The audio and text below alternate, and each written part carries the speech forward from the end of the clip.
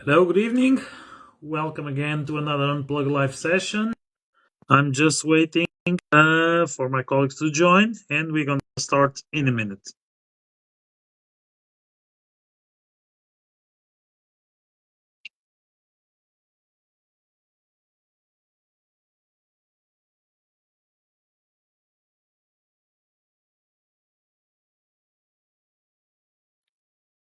Hello, Good Sergio. evening, Lionel.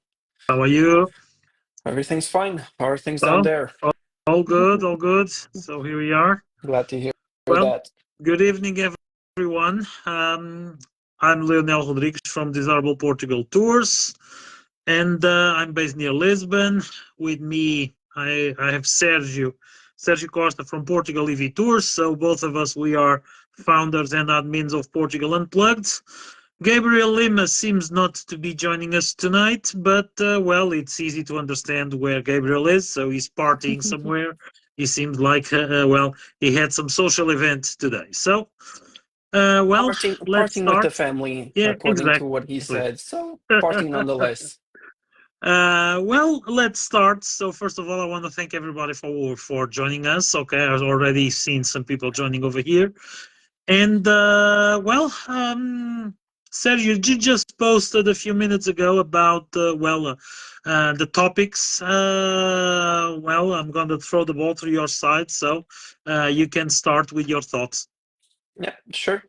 So we talked a little bit about the motto of today's conversation is going to be a little bit about navigating the bureaucracy and how that impacts the itineraries that we're able to offer, and the way that we have to navigate a little bit around the constraints that we have. And this is one of the things that sometimes people don't value enough as a part of a tour guide job, is to make your experience as seamless as possible. Sometimes we have to go through several to navigate some difficulties that at the end of the day, if you don't notice that, that's actually one of the biggest compliments that people can make us, is whenever they feel like the day was so seamless, so transparent, so relaxed, that they had a wonderful experience. Sometimes they don't even realize the all of the difficulties that we had to overcome in order to provide such an experience. And we're talking not just about the legal bureaucracies, obviously, because there's quite a few of those, beginning with, for example, getting the permits to operate a tour business, paying the insurance. Sometimes when we're beginning a new business from scratch, we also have to navigate bureaucracies, for example, for getting some loans, some credit with the banking institution, or even hiring some persons, or even sometimes getting a few interns. I think that there's a little bit of that Mm-hmm. Lionel is a little bit familiar with right now. Yeah. So it's a little bit of a difficulty, but this is all a necessary thing because we need both the means and the manpower to be able to offer the experience and to increase the quality of the services that we provide. So it's fairly easy to understand. And so this is the bureaucratic administrative part, I would say. But there are some things that are even more in tune with the activity itself. When we're talking bureaucracy, we're talking basically all of the red tape that we have to cut. And this is the reason why I actually chose that picture for the announcement of today's topic. There's a lot of people cutting some red tape over there. And one of the ideas behind that is precisely because we have to also be familiar with the constraints, with the restrictions that are imposed to us sometimes by our own partners. Like, for example, bureaucracy can also mean sometimes that we have to obey certain schedules, certain visiting schedules for certain places. And we know that if we are going to be at 10 a.m. at one place and we plan something for, let's say, 11:30 a.m. at a different place, it can be a little bit too tight. And when people ask us about these things, these itineraries, sometimes they don't have an idea. And why should they?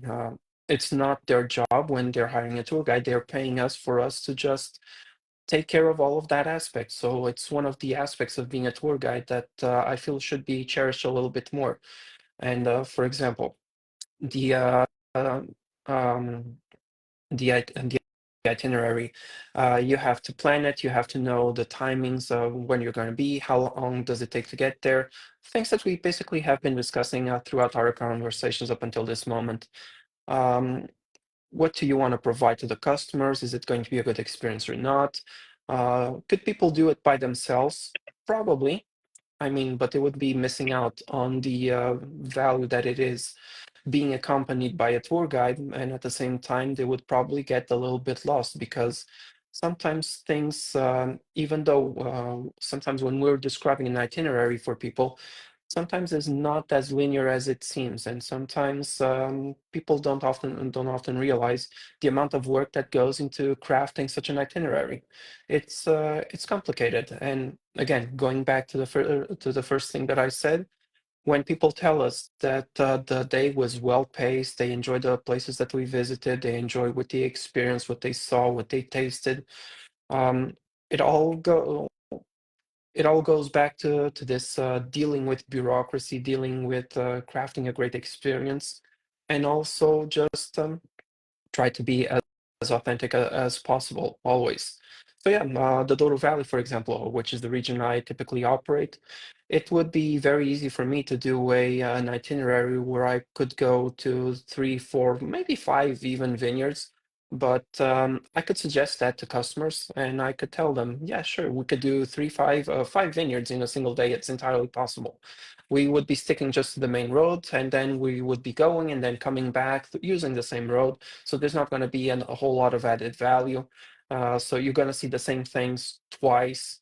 And doing actually, in my opinion, booking five, even more than three vineyards on a single day at the Douro Valley, it's actually being a little bit dishonest with you. It's not rendering you a good service unless you just want to get hammered by drinking. Well, in that case, that's entirely up to you. There's also probably a clientele for that, but it's probably not the one that I'll be catering to.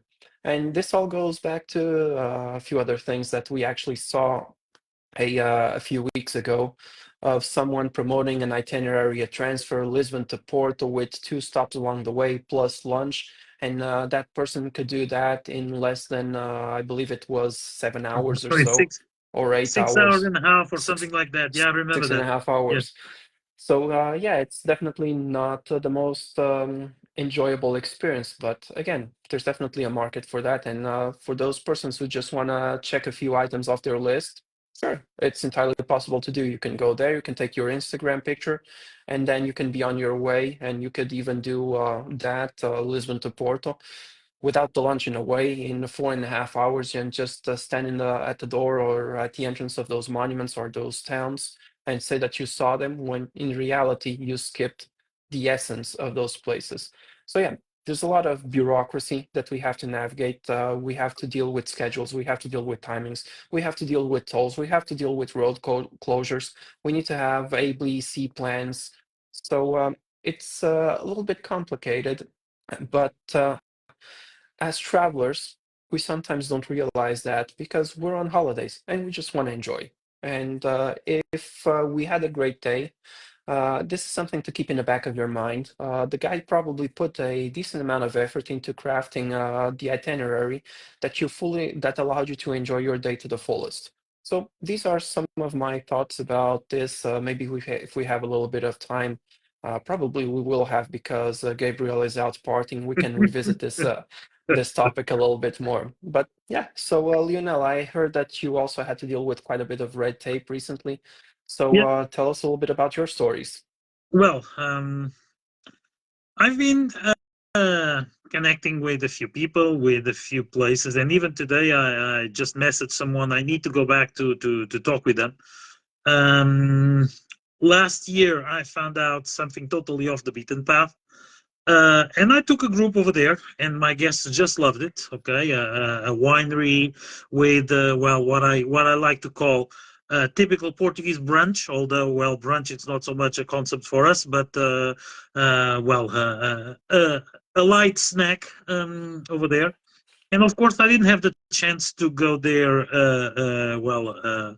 A few more times last year because I had a schedule quite full, and this was something that I could not fit on the schedule, and I need to plan quite well the itinerary to make it happen, because it's a place where you easily spend 2-3 hours, if not more, if you just are enjoying the experience. Okay, I won't be the person just pushing people out to because we need to go somewhere else as there is something scheduled.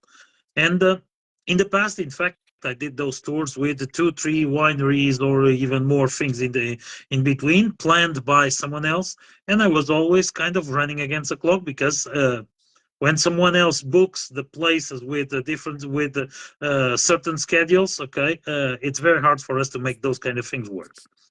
But going back to what I was saying, I need to go back there to talk with them, to set up really an agreement in which days of the week we can go there, which schedule, which time slot we can use over there, to make it work with my tours.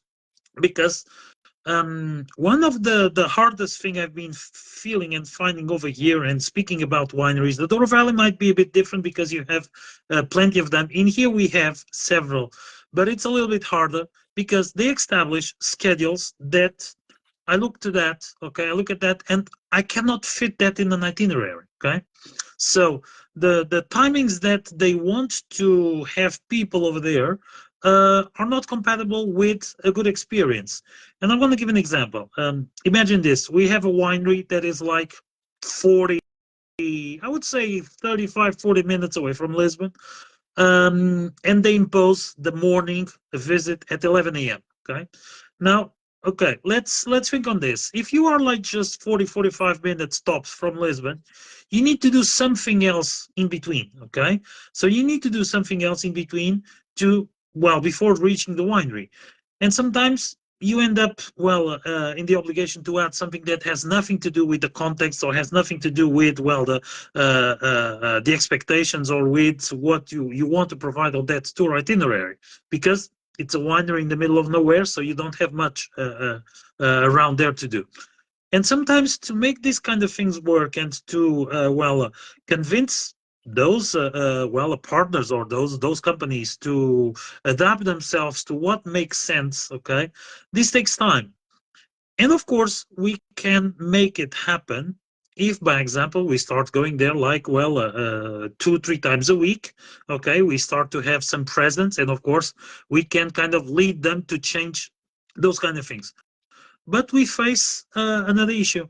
Um, like you, and like many tour operators, we get booked sometimes 6, 7, 8, 10 months ahead. Okay, and imagine this: you plan an experience, you start marketing that experience, you start promoting the experience, you get a booking. So until, or from in between the time that you made the research, reach out to the potential partners, market the experience, sell the experience, book, and it happens. Okay, you might have here a year, or sometimes almost a year. Meanwhile, as you didn't show up, those companies changed the rules, started working with a different schedule. The staff changed, and unfortunately, this is another issue. The staff changed, and what you agreed with someone in the past might not be feasible anymore. Okay, so we are constantly on the search. We are constantly searching these strong partnerships, and to open some doors, uh, open some doors with reliable entities to work with.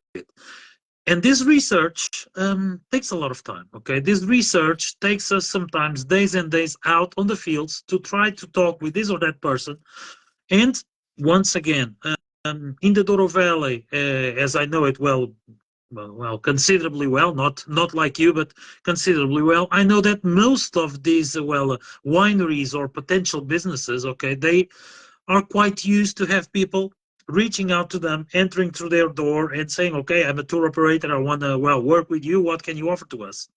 In here, it happens that some of them, okay, they have a great setup, they have a great place, they have a great location, okay, really unique, genuine, authentic, but they never had the contact with a true tour operator to tell them how things, are feasible, how things should work. Okay, so this is a very hard task for us to kind of also help them a little bit as a consultants to make these kind of things work.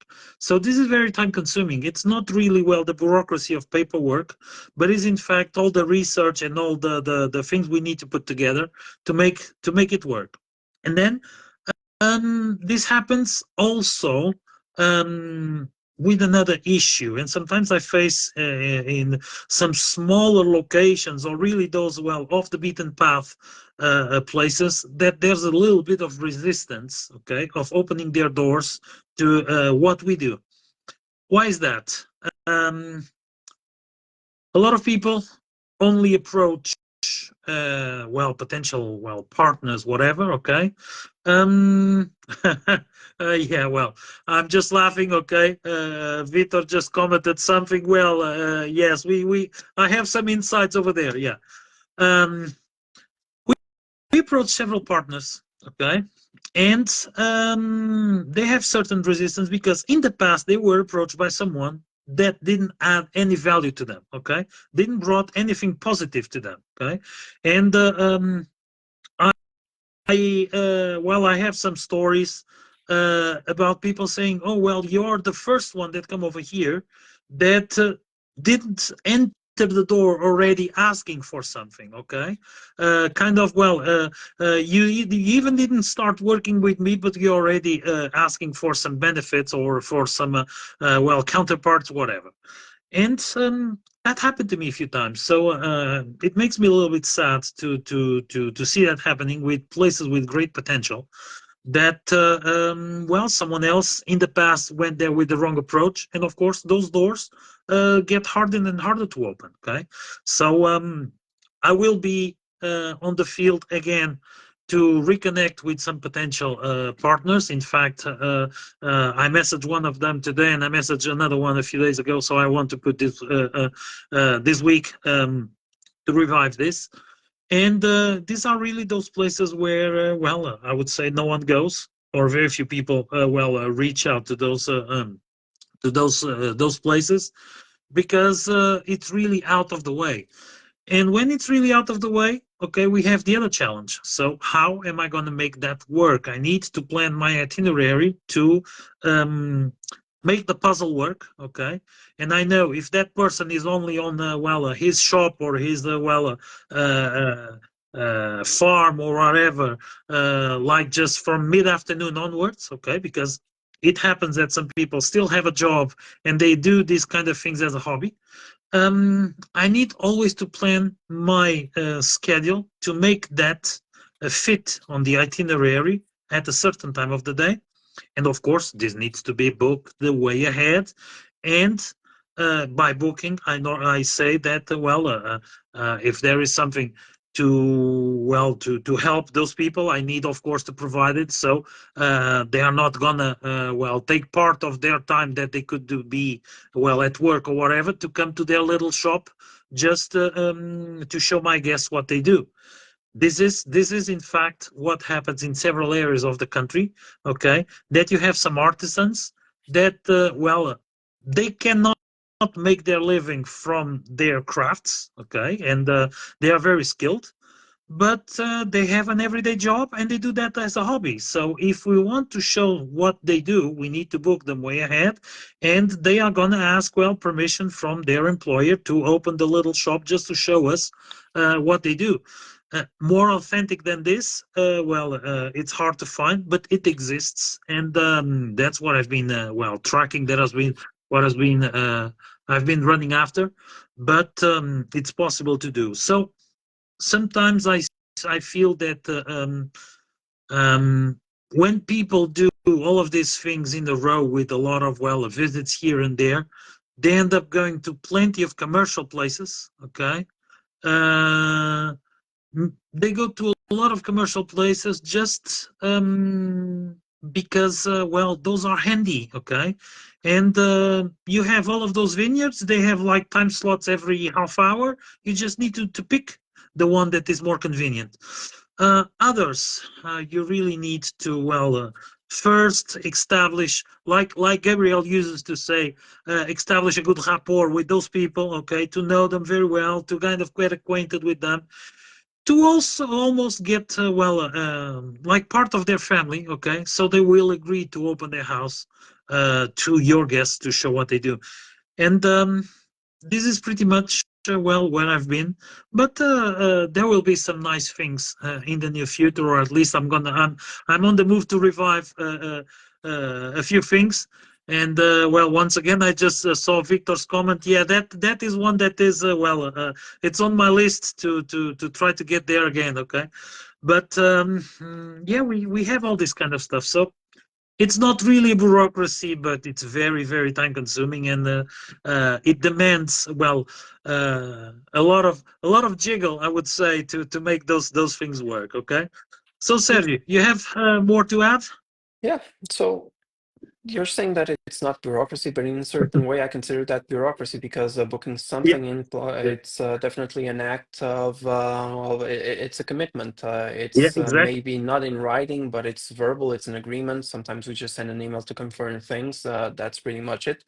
But it's something that we need to do with the partners, and it's still somewhat of a bureaucratic act. Hmm. I mean, uh, that's uh, that's what it is. Sometimes it's a little bit minor, sometimes it's a little bit larger, and sometimes we have these obstacles that we have to navigate. You mentioned two things during your intervention that it's interesting to think about them. For example, at the Valley, I have two very recent examples. In fact, just before coming to the live, I was actually talking to a person, and he used to work, he's a winemaker. He used to work at a winery where I was going, and he has invited me to visit his new project, which I will be doing later this week. I'm gonna check him out and see what he's doing as his new project. And meanwhile, he already told me where he's working. He sent me the website, and I was browsing at the website. I was browsing what they offer, what which are the prices, and sometimes because it's a new winery over there at the Valley, as a wine producing winery, they've been operating for quite a few, I want to say decades, but it's probably closer to centuries now because the region is rather old. But the as far as tourism goes, they just put some information over there on the website, and they actually don't have any clue of if that's convenient for tour operators or not. They just have over there some list of tastings and some prices. And my first feedback was, I don't know. I haven't tried your wines yet. I'm sure they're very good, but just be aware that I don't know if you know this, but as far as pricing goes, you guys are pricing yourselves um, to the higher up customers. So that's if that's the customer that you're going to attract, you're probably gonna have to make some trade-offs over here because it's going to be fewer tours and whatnot. So you have to see if that's going to be an advantage or if it's going to be a disadvantage for you. Are you going to promote yourselves, etc.? So sometimes they just do things without, and this is one of the things that you were saying, because they never had any contact with Hmm. tour operators and they don't know how we basically operate. What do we offer during our tours? How we price ourselves? What's our pricing structure? Because it's very easy to put out a tasting that costs close to three figures without realizing if that's something that the tour operators, which I think are going to be one of their largest customers and partners, bringing them people for the tasting, for the actual tasting, is that something that we as tour operators can explain to the customer? Why is that tasting worth close to three digits? And most of Hmm. the people will say, well, it's probably not. Yeah, I would love to try, but three digits for a tasting of wine, I don't think that I will do it, even if it includes five wines, 10 wines, whatever it is. It's something that they don't have the realization. And sometimes we as tour operators, we also have this sort of obligation or mandate, if you will, of talking a little bit to these places. Look, we would love to offer you something, but we operate within these constraints. If we would love to help you, but in return, is there something that you can do also to help us? So help us help you. That's basically what it is. It's a sort of a quid pro quo. And then when we enter agreements that are mutual beneficial, well, I have another great example. A couple of days ago, I think it was 2 days ago on Sunday. No, it was yesterday. So yesterday I went out to the Douro Valley and I went to a vineyard that is actually closed. And the reason why I was there is because you have, as you were saying, and like Gabriel likes to say, we built this rapport not just with the customers, because sometimes this is the rapport with the customer, something that we build leading up to the day of the tour. And hopefully that will be the beginning of a fantastic friendship that we develop with the Hmm. customers. This is always my expectation. But we also need to value our partners, old and new, and especially when we have old partners if they keep listening to our grievances and how the situation is changing and what they can do to accommodate us, sometimes it's very easy to develop this connection. And when you have a good understanding with them, you're going to be the first person that they will think about when they need something, and or if they want to give you some service. Like for example, the reason why I was there yesterday was even though the vineyard was closed, is because I was the first number on their dialing list when they ask for transfers right now. So they had a person that they asked me to pick up at the airport and take her to the vineyard. And just today, just 3 hours ago, I got the phone call from the same person telling me, hey, I don't know if you're available or not, but in case you are, well, you did the trip to the Douro Valley yesterday. Now we need you to do the same trip, but back to the airport. So yeah, it's a good relationship and it's a win-win. I get out of home a little bit. I do just a quick errand. Basically, that's what it is for me, going to the valley and back. Some people ask me, doesn't it get tired? Is it too far? And for me, well, it's an hour and a half, 1 hour 40 to get to the valley. I already describe it as my commute. So it's actually for me, I rather drive to the Douro Valley and back every single day than and it's I don't know 80 to 90 miles approximately. So 140, 150 kilometers. I would rather do that than sitting in the traffic in Porto for 1 hour to drive Hmm. 6 miles, nine Oh yeah. kilometers. So I'd rather go to the valley and see some beautiful sights, and probably tomorrow I will be able to see some snow at the top of the Marão mountain range. So, yeah, Oh yeah. but when we overcome these bureaucracies, when we reach understandings that are beneficial both for everyone that is involved, for the tour operator, for the venue, for the vineyard, for the restaurant, for the cruise company, for the artisan, whatever, whoever that entity might be, ultimately leading to a benefit to the customer itself, I feel like everyone wins. But again, it's something that is, these are a few walls that we have to break beforehand. And basically, we have to, the largest ones, I would say, are going to be the first ones. Because once you do this with a little bit of repetition and whatnot, things start to get a little bit easier, start to get smoother. And this is for us tour operators. Imagine a person that is coming over here to the country visiting, it's their first time, and they are lacking all of this knowledge, all of this information that we already had to overcome, that we had to acquire, that we had to gain. And this is the reason why, obviously, take our word with a grain of salt. We tour guides might be a little bit biased, but this is the thing that sometimes is not as valued as far as the tour guide job goes, because our job is not just be with you on the day. There is a lot of preparation work. Sometimes we're talking days, sometimes weeks, sometimes even months. And well, it's going to be 7 years that I decided to become a tour guide and offering tours.